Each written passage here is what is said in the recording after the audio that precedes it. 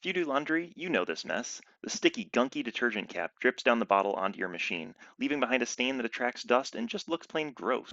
This is a universal problem, and just about nobody has a fix until now. So I took a few measurements and jumped into designing. My whole goal was to just whip up a simple custom cradle that snaps onto the neck of the bottle and that funnels every last drop of the detergent neatly back into the cap.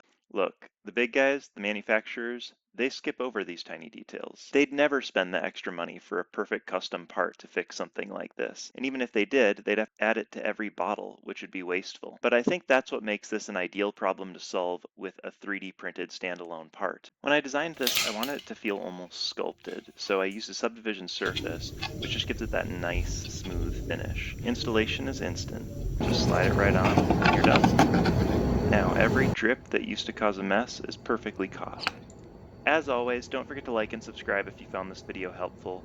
Link to the end product is below, and files in my bio. Thanks for watching!